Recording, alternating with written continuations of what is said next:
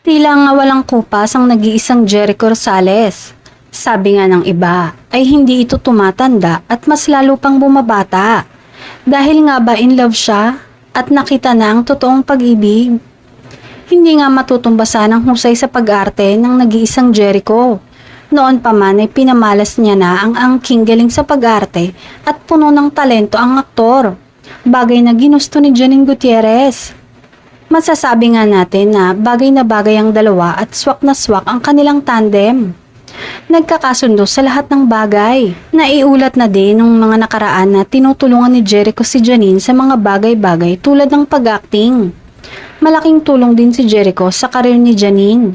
Bagay na ikinatuwa ng mga fans ang pagtutulungan ng dalawa sa isa't isa.